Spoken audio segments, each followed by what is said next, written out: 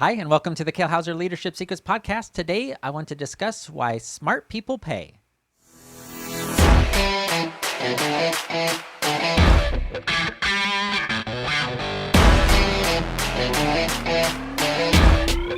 Hello, and welcome back to the Kale Houser Leadership Secrets podcast. I will be your host today. Surprise, surprise, surprise. My name is Kale Houser, owner, co-founder of Kale Houser Leadership, along with my amazing wife, Elizabeth Houser, Liz, if you prefer.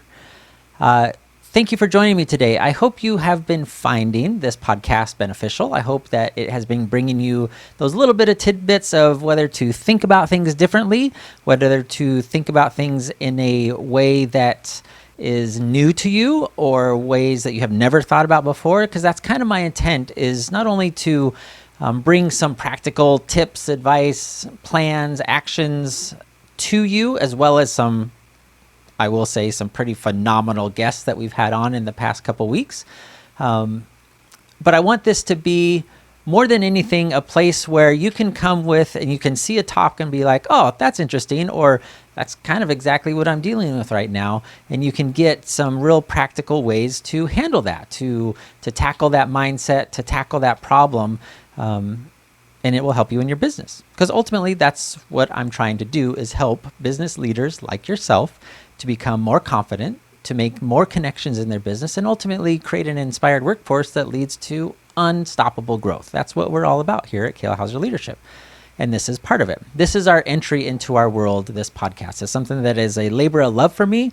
It certainly takes time, of course, between the recording and the topics and the writing of the descriptions and the posting at the various platforms and doing the video editing and all those types of things has to happen for this to happen, as well as, the social media posts, of course, as I'm sure you have seen. If you haven't, please make sure you subscribe to my social media.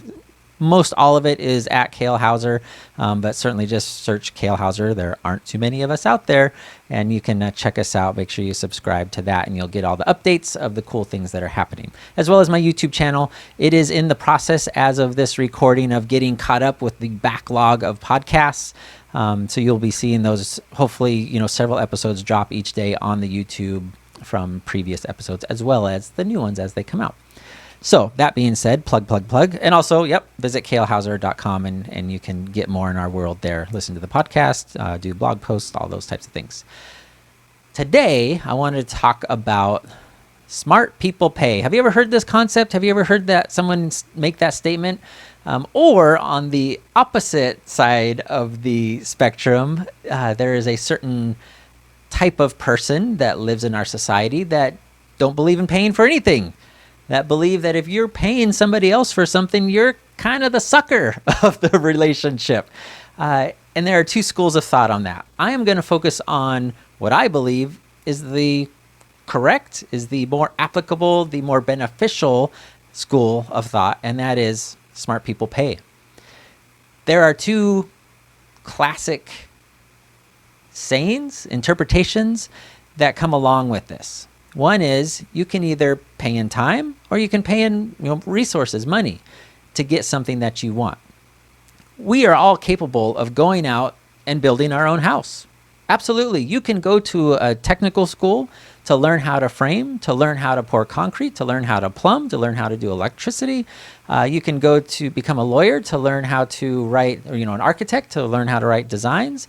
You can go to HVAC school and learn how to put in your own air conditioning system. You can sit in on city council meetings to learn how to write building permits and all those types of things. You can absolutely do that. It is within your capability. However, do you want to spend 30 years to learn all those things so you can just start building your house and doing it appropriately? No, of course not. There is always, in every situation, a level that we have determined our time is worth financially. We're talking, in the form of money and energy. And an easy example of that is, like building a house. Or we can pay somebody in the form of our money that we get from whatever other our source of income is. We pay somebody to do the framing, to do the permits and sell the house, paint, all those types of things that are that skill kind of labor that we pay somebody else to do, because it is not worth the time, effort, energy for me to learn that, because I'm not a painter. I have no desire to be a plumber, nothing of that nature. And we can understand. And the same goes for buying our groceries. It is not worth it for me to put a garden and grow tomatoes or cucumbers or strawberries in my backyard because, one, it takes wicked long. Two, I have absolutely no desire to raise vegetables or plants. And I think it's well proven in our household that we are not green thumbs whatsoever. Just about every plant that has entered our household in the last 25 years has not made it very long. So it is worth it for us to pay in the form of groceries. Like, oh, farmer, here's this. Oh, grocery store, here's this money because you've brought the food from the farm to here in my neighborhood and I can just bring it home and eat it.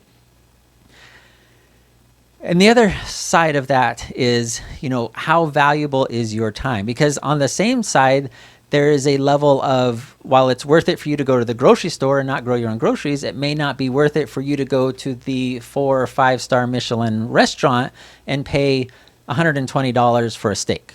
Okay, that may not be worth it for you. Other people it is. It's just a matter of, how much their time is valuable and the type of experience. There's some external things that come into that, of course, right? Just with what type of experience and atmosphere they want to surround themselves with.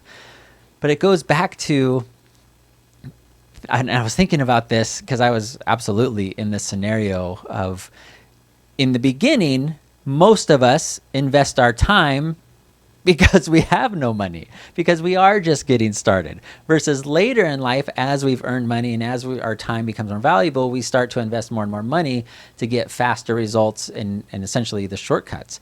And I was thinking about this a lot because back when we were stationed in New Mexico, I wanted to flip a house. Like, I had really gotten into wanting to do real estate, and I enjoyed being a mechanical engineer by academia with my degrees. I enjoyed the hands-on. I enjoyed the puzzle making. So we bought this cheap little house in a really bad part of town. That was an absolute mistake. But I did like 90% of it all on my own. My dad came down and helped at one point, but the only things that I hired out was the electrical needed upgraded. So I hired an electrician because he had to actually put in a new box and go to the city, plug in for the electricity, and you needed permits for all that. And I'm like, yeah, that's worth it was like $200-$300 for them to come do. And then I hired somebody to do the natural gas because I don't mess around with natural gas. That will literally blow up in your face if you do it wrong and kill you. And then I hired somebody to do the exterior stucco and the painting because I don't know how to do stucco and I don't enjoy painting at all. And it was worth it for me to have these different trades come in and do that. But everything else I did. I did the tear down. I did the floors. I did the drywall. I did the interior painting. I did the kitchens and you name it, right? Like 90% of this house I did. And it was because in the beginning and that time, I had no money. Like, I had budgeted for these materials, but I had no extra money to come in and, pay drywallers or to pay, people to put in new windows or fencing and all those types of things. So it was something that came down to is if I wanted to do it, I had no choice. I taught myself and I did it. But that was absolutely not the way to go. Had I taken into account the other things, such as the time factor and the energy and the arguments with my wife about different things and all that stuff, it would have been absolutely worth it to hire a contractor to coordinate all those things and pay, yes, a little bit more. You make a little bit less on the end, but your quality of life has greatly improved. You basically understand this concept. This is not a new concept by any stretch of the imagination, and it shouldn't be foreign to you whatsoever.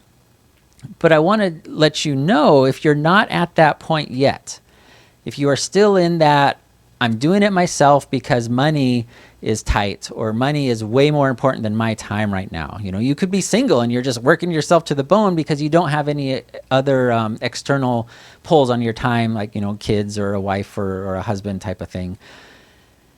But there will be a time where you need to shift that thinking, where you need to, whether it be change your business model to allow you to do that because it's unsustainable. And you get to that where there's a reason that, rich people, that people that are successful have housekeepers. There's a reason they go out to dinner, that they have personal assistants. They pay somebody, whatever it is. I don't know, what does a personal assistant go for? I'm not at that level yet. $80,000, $100,000 a year, depending on what they're doing. They pay somebody to do that, dry cleaning and appointment scheduling and handle email, all those things. They get private jets because their time is so valuable. They're not going to sit for 4 hours or go through stupid TSA when they could spend the money and be somewhere across the country or across the world in a couple hours without all the hassle. And they wake up, and you kind of understand that concept.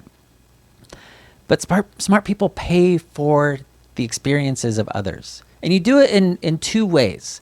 Two ways here. You can pay to gain the experience of that other person, right? So I can pay them to teach me that thing. Or you can pay them for their experience to do that for you. Does that make sense? So I can pay a coach to teach me how to change my mindset. I can pay a coach to teach me how to, work on my relationship with my family and with my wife. Or I can pay for somebody to teach me, how to paint, right? If I want to learn a skill and I want to be a painter or something, right? Those are things that you can pay other people for their experience to give you that knowledge, to give you that insight, to give you that transformation of some sort. You're here and you want to be over here, so you're going to pay somebody to take you there in the shortest way possible. The other end is you can pay somebody to do it. You're paying them for their experience, for their skill to do it for you. This is where the building a house would come into play. Like, I'm going to hire an experienced carpenter to come in and redo our kitchen because, one, I don't have the skill to do it. Two, I don't have the energy to learn to do it. Three, I don't have all the reasons you shouldn't be remodeling your own kitchen, okay? So you're paying somebody else for their experience to shortcut that outcome that you want in the form of, in this case, I don't like our current kitchen. I want to shortcut to a new kitchen that we've seen in the, the Home and Gardens magazine or the, HGTV on the latest episode. And I want that. So I'm going to pay somebody to come in and they're going to have it done in 30 days versus if I do it, it's going to take like 2 years, right? And not be correct. But what are areas in your life? Because again, smart people pay for this. And I think we can all see and understand this.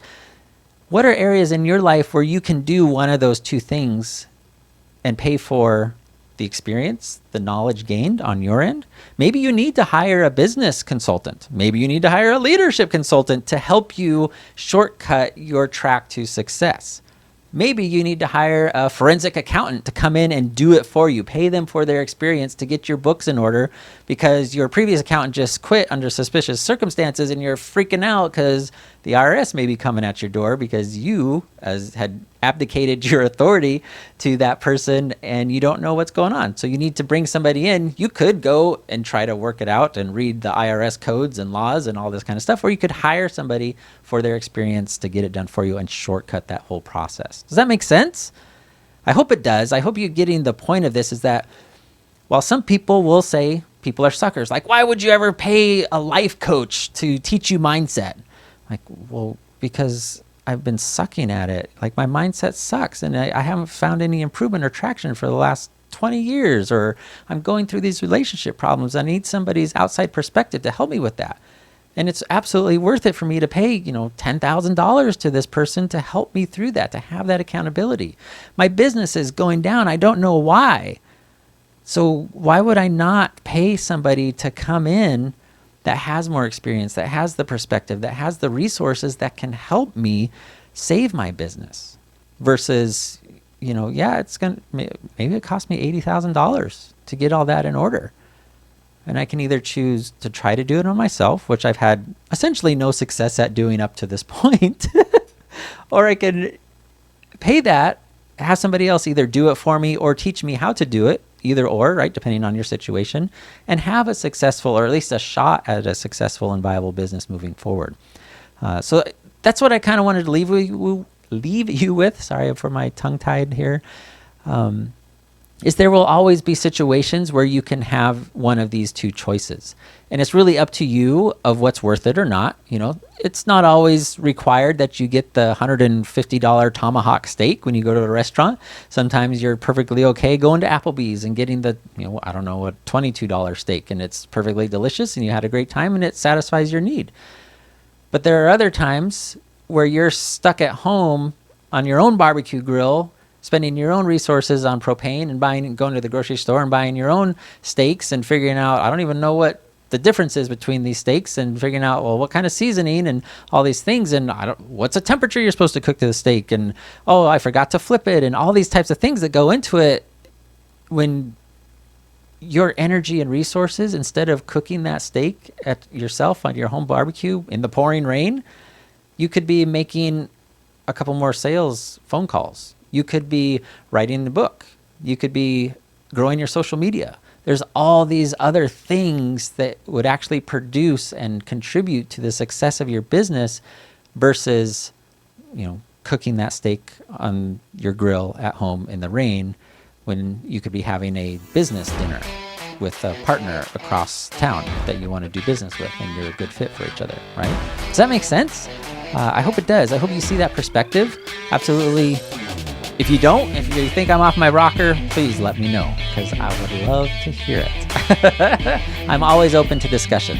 Leave a comment. Likes, comments, subscribes are awesome. Thank you so much for supporting the channel. Thank you so much for supporting me and my amazing guests that I have. I know you're going out and subscribing to their stuff as well, getting in their world and learning from them as well. So thank you for that.